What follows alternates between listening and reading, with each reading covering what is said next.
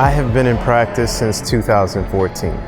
I came to Atlanta after I had moved from West Virginia. After graduating, I went to West Virginia, took a job at a hospital, and collected enough cases to take my boards, pass my boards, and I decided to move to Atlanta because I wanted to be closer to home. And home is New Orleans. In Atlanta, I thought it was a good, nice fit because of the growing population and a nice, diverse group of people. I can do both cosmetic and reconstructive surgery.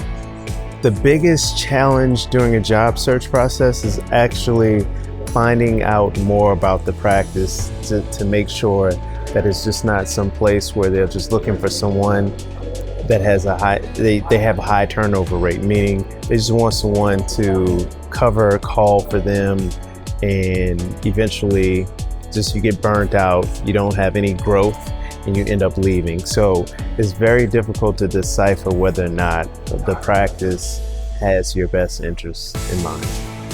During the job search process, what was really helpful for me is having an older plastic surgeon who had practice in both the private sector as well as in the academic setting, and just being able to bounce questions off of him and just kind of get like a feel for whether a position was good. He could contact people on my behalf and review contracts. It's just really important that you have someone in your corner who's experienced so that you don't end up in a bad situation. So for residents who are beginning the job search process, I recommend that you get started as early as possible. I mean, as soon as you start your residency, I would begin to start thinking about jobs.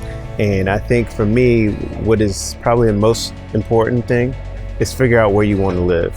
Like once you figured out where you want to live, it's so much easier. Like you've identified a location and you can focus all your efforts in that area. And then even if they don't have anything open, at least you've exhausted every possibility, like contacting practices, checking out ads, as well as getting a headhunter. But in my opinion, I think the best jobs are those that are not listed, those that you hear about word of mouth.